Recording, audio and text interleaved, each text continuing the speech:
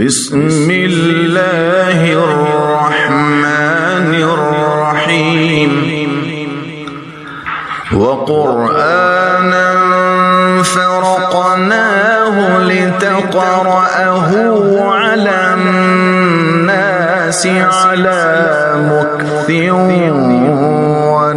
ونزلناه تنزيلا.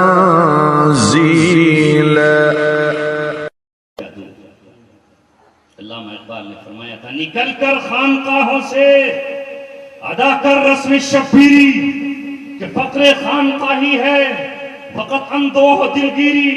تیرے دین و ادب سے آ رہی ہے بوئے رہبانی، یہی ہے مرنے والی امتوں کا عالم پیری. ایک طرف ہمیں اپنی ہر چیز پر ناز ہے، آج یہ کانفرنس تحفظ سنت کے نام پر ہو رہی ہے. سنت کسے کہتے ہیں؟ سنت وہ ہے جسے میرے نبی نے کیا ہو، سنت وہ ہے جسے کرنے کا حکم دیا ہو، سنت وہ ہے جو کیا گیا آپ کے سامنے اور آپ خاموش رہے ہیں. بے شک مسواک کرنا سنت ہے، ٹوپی سر کو چھپانا سنت ہے، وضو کا کرنا سنت ہے، تیمم نبی پاک صلی اللہ علیہ وسلم کی سنت ہے، نکاح نبی پاک صلی اللہ علیہ وسلم کی سنت ہے. لیکن آؤ رسول اللہ صلی اللہ علیہ وسلم کی میں ایک سنت کا آپ کے سامنے تذکرہ کرتا ہوں. رسول اللہ صلی اللہ علیہ وسلم کی سنت ان حالات میں کیا ہے؟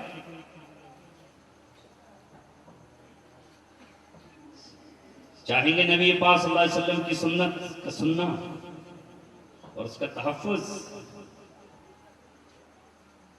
بنو قینقاع یہودیوں کا بازار تھا مدینہ میں، اور ان بنو قینقاع سے نبی پاک صلی اللہ علیہ وسلم کا ایگریمنٹ اور معاہدہ تھا. وہ عورت یہودیوں کے بازار میں سونے کا کوئی چیز خریدنے کے لیے گئی، برقعے سے تھی، پردے سے تھی، یہودی کی دکان پر بیٹھی. یہودی نے اس کے برقعے کی نقاب کے پیچھے کے حصے کو ایک کیل میں ہلگا دیا، اور کیل میں ہلگانے کے بعد مستی کے ساتھ بیٹھا رہا. جب وہ عورت اچانک اٹھی، اسے نہیں معلوم تھا کہ اس کا برقع اور اس کی نقاب پیچھے کیل میں لٹکا دی گئی ہے. جیسے ہی وہ اٹھی اس کی نقاب اتر گئی، نقاب اتری تو چہرہ کھل گیا. چہرہ کھلا تو تمام یہودیوں نے قہقہا لگایا، مسکرانے لگے. تیرے چہرے کو ہم نے دیکھ لیا ہے اور تو آج ہمارے بازار میں بے پردہ ہو گئی ہے. اس عورت نے بنو قینقاع کے بازار میں ایک چیخ ماری، آواز لگائی، ہے کوئی میرا بیٹا جو میری غیرت کا انتقام لے سکے؟ ہے کوئی میرا بھائی جو میرے اس پردے کا بدلہ لے سکے؟ میں بنو قینقاع یہودیوں کے بازار میں رسوا ہو چکی ہوں. ہے کوئی میرا بھائی؟ تاریخ پڑھو، سیرت کی کتاب پڑھو. میں یہ نہیں کہتا کہ سیرت کی کتاب علماء دیوبند کی لکھی ہوئی پڑھو، سیرت حلبیہ عرب کے لکھی ہوئے عالم کی پڑھو، سید سلمان ندوی کی، شبلی کی لکھی ہوئی پڑھو، یا آپ سلمان منصور پوری کی لکھی ہوئی پڑھو، یا الرحیق المختوم لکھی ہوئی پڑھو. جو سیرت کی کتاب ہو اس میں پڑھ کر دیکھو، عربی کی ہو یا اردو کی ہو، اس میں یہ آپ کو ملے گا. ایک صحابی اس بازار میں کھڑے تھے، بہن کی پکار پر کہا، لبیک میری بہن میں حاضر ہوں.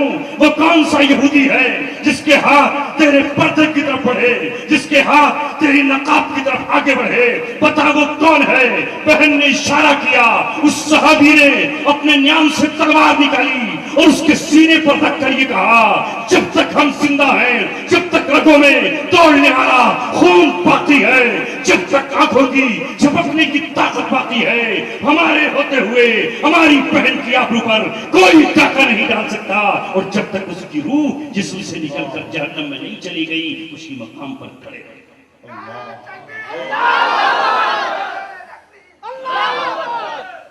ظاہر ہے یہ اکیلے تھے، تنہا تھے، کچھ نہیں کر سکتے تھے. چاروں طرف سے دشمنان اسلام نے اور یہودیوں کے لشکر نے گھیر لیا. ایک صحابی کب تک آخر وہاں ٹکتا، مقابلہ کرتا رہا، نتیجتاً شہادت کا جام پیا.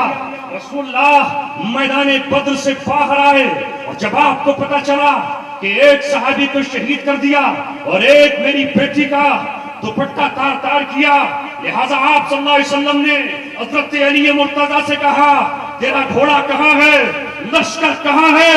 بنو قینقاع کے قلعے کو چاروں طرف سے گھیر لیا جائے اور بنو قینقاع سے کہہ دیا جائے آج کے بعد سے مدینے کی گلیاں ان کے لیے تنگ ہیں، مدینے کی دھرتی ان کے لیے جوالا مکھی بن چکی ہے، یاد رکھو تمہیں معافی کا اعلان ہے، لیکن آج کے بعد تمہارے قدموں کو مدینے میں نہ دیکھوں، تمہاری شکل و صورت کو مدینے کی گلیوں میں نہ دیکھوں۔ رسول اللہ صلی اللہ علیہ وسلم نے بنو قینقاع کو مدینہ سے نکال باہر کیا اور یہ اعلان کر دیا اگر 3 دن کے بعد کوئی یہاں ملا دیکھا گیا تو پھر اس کا انجام وہ ہوگا جو دشمن قوم کا ہوگا۔ یہ بھی سنت ہے اس کی،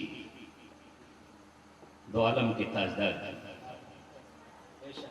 یہ سنت ہے نبی پاک صلی اللہ علیہ وسلم کی۔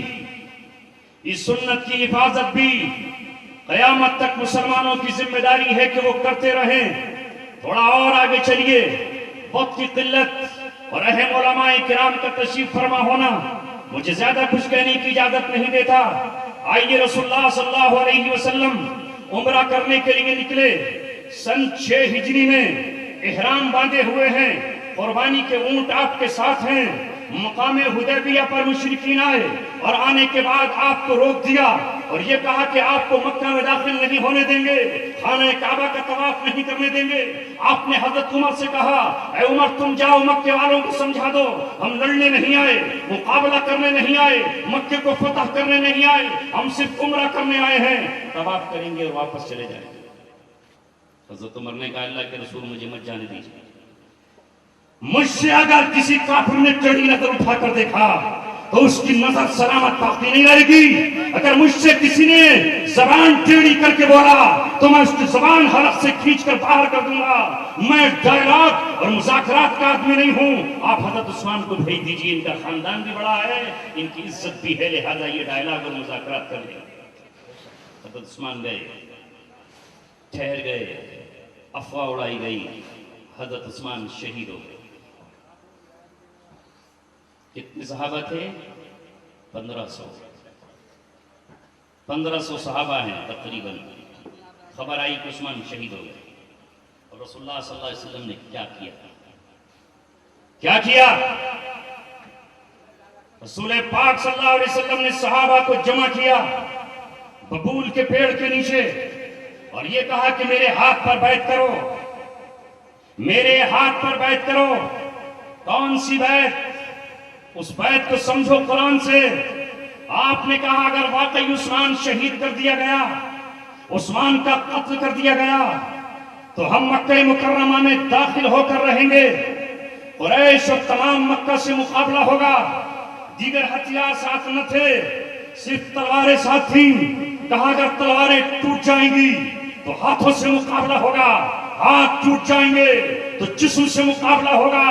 جب تک 1400 کے 14 صحابہ شہادت کا جام نہیں پی لیتے، جب تک ہم بھی خاک و خون میں نہیں تڑپ جاتے، جب تک ہم بھی عثمان کی طرح شہادت کا جام ہونٹوں سے نہیں لگا لیتے، کوئی مدینہ واپس نہیں جائے گا۔ آپ اپنے کسی کی پرواہ نہ کریں، رسول اللہ بیعت کر رہے ہیں۔ اس بیعت کو اللہ تبارک و تعالیٰ بیعت رضوان کہتا ہے۔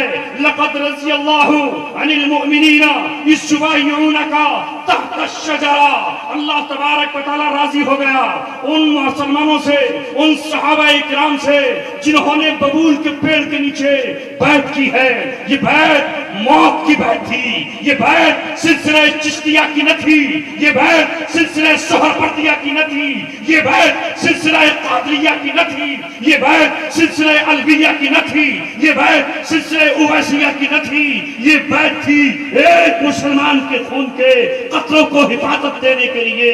یہ بیعت کل بھی صحابہ اکرام نے کی تھی اور آج بھی مسلمانوں کو اس بیعت کی حفاظت کے لیے اپنے تن من دھن کی قربانی دینا ہوگی۔ یہ ہے قرآن۔ ایک جان کی حفاظت کے لیے رسول اللہ نے یہ کیا۔ اور وہ تو یہ ہوا کہ حضرت عثمان صحیح سالم واپس آ گئے، مقابلہ نہیں ہوا۔ اسی سنت کو زندہ کرتے ہوئے آؤ مسلمانوں، نوجوانوں، تمہاری تاریخ کا تمہیں ایک چیپٹر بتاؤں۔ آج کا 17-18 سال کا نوجوان، اس کے ہاتھ میں 28,000 کا موبائل، 35,000 کا موبائل، 75,000 کا موبائل، 1.5 لاکھ کی موٹر سائیکل، 1.5 کروڑ کی موٹر سائیکل وہ چل رہا ہے۔ ارے سوچ تو صحیح، آج میں ایک مسجد میں نماز پڑھ رہا ہوں، ایک نوجوان میرے برابر میں نماز پڑھتا ہے، اس کے انگوٹھوں پر مہندی لگی ہوئی ہے۔ فوراً خیال آیا، جس بہن کے بھائی اپنے ہاتھ میں مہندی لگا لیں، جس ماں کا بیٹا اپنے ہاتھ میں چوڑیاں پہن لے، تو پھر اس بہن کی آبرو کوئی نہیں بچا سکتا، پھر اس بہن کے دوپٹے کو داغدار ہونے سے کوئی نہیں بچا سکتا۔ اگر کوئی بھائی اپنی بہن کی حفاظت نہ کر سکے، اگر کوئی باپ اپنی بیٹی کی حفاظت نہ کر سکے، اگر کوئی محلہ اپنے عورتوں کی حفاظت نہ کر سکے، تو اس اسلام کا نام لینا گوارا کہاں ہے؟ ہماری تاریخ تو یہ ہے کہ حضور غزوہ خندق پہ کھڑے ہوئے ہیں۔ کہاں؟ غزوہ خندق پہ کھڑے ہوئے ہیں، سارے صحابہ وہاں ہیں۔ حسان بن ثابت جو شاعری کرتے ہیں وہ صرف پہرے پر کھڑے ہوئے ہیں۔ ایک یہودی غلط نظر سے آیا، نبی کی پھپھی حضرت صفیہ نے کہا، او حسان مجھے اس کے ارادے غلط نظر آتے ہیں، اس کے ارادے غلط ہیں، اے حسان ذرا تو اس کے آگے بڑھ۔ حضرت حسان نے کہا، میں زبان کا ماہر ہوں، اگر میں اس لائق ہوتا تو غزوہ خندق پہ ہوتا، شعر شاعری مجھ سے کرا دو۔ اللہ اکبر۔ سیرت کی کتابوں میں لکھا ہے حضرت صفیہ رضی اللہ تعالیٰ عنہ جہاں صرف فاطمہ تھیں، عائشہ تھیں، صفیہ تھیں، ام حبیبہ تھیں، عورتیں ہی عورتیں تھیں، حضرت صفیہ نے ایک لکڑی کا، ایک خیمے کی لکڑی اٹھائی۔ وہ یہودی جو آج تاک چھانٹ کرنے آیا تھا، جو حالات دیکھنے آیا تھا کہ مسلمانوں کی عورتیں تنہا ہیں یا ان کے ساتھ مرد بھی ہیں، پیچھے سے جا کر اس پہ اٹیک کیا، اس کے سر پہ زور سے لکڑی ماری کہ دوبارہ اس کو اٹھنے کی ہمت نہیں ہوئی۔ حضرت حسان سے کہا، اس کے ہتھیار اتار کر لاؤ۔ حضرت حسان نے کہا، مجھے اس کے ہتھیار کی ضرورت نہیں ہے۔ جب یہودیوں کو، بنو قریظہ کو یہ پتہ چلا کہ مسلمانوں کی مائیں اور ان کی بیٹیاں اتنی جاگرک ہیں، اتنی طاقتور ہیں، اتنی باہمت ہیں، اتنی حوصلہ مند ہیں، تو دوبارہ انہیں ہمت نہیں ہوئی کہ وہ ان کی طرف تیری نظروں سے دیکھ سکتے۔ آج یہ سبق مجھے اپنی بیٹی کو پڑھانا ہوگا، مجھے اپنی ماں کو پڑھانا ہوگا، مجھے اپنی بہن کو پڑھانا ہوگا کہ جس وقت تیری آبرو پر کوئی حملہ آور ہو تو تو یہ بھول جانا کہ تو کس کی بیٹی ہے۔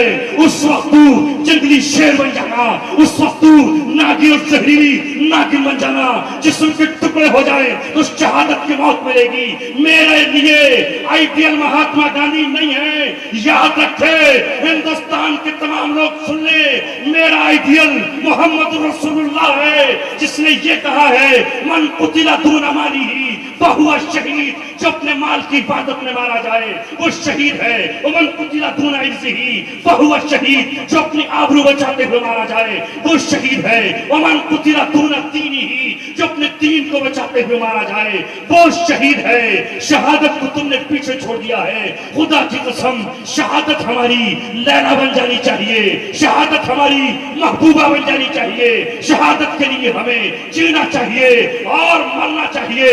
آؤ مصری مسلمانوں سے سبق حاصل کرو۔ ہیلی کاپٹر بم برسا رہے ہیں، چاروں طرف سے ٹینکوں سے گولیاں چل رہی ہیں، بختر بند گاڑیاں، بختر بند گاڑیاں گولیاں برسا رہی ہیں، توپ کے گولے چھوڑے جا رہے ہیں، لیکن اخوان المسلمین کے دیوانے اور شہزادے بیٹیاں کھڑے ہو کر اللہ اکبر کا نعرہ لگا رہی ہیں اور یہ اعلان کر رہے ہیں، اللہ ربنا، اللہ ہمارا رب ہے، اور رسول قدوتنا، رسول ہمارے قائد ہے۔ جب سے ہم نے اپنا قائد ملائم سنگھ یادو کو جانا، نتیش کمار کو جانا، جب سے ہم نے مایاوتی کو جانا، اللہ نے کہا تجھے تیرا قائد مبارک، تو محمد رسول اللہ کو اپنا قائد تو پہچان کرتے، پتا کرتے محمد رسول اللہ ہی ہمارے رہبر ہے اور ہمارے لیڈر ہے. والقرآن دستورنا، قرآن ہمارا دستور ہے. والشہادت امنیتنا، شہادت ہماری منزل ہے، آرزو ہے، آخری چاہت ہے. والجہاد سبیلنا، اور جہاد ہمارا راستہ اور ہمارا طریق ہے.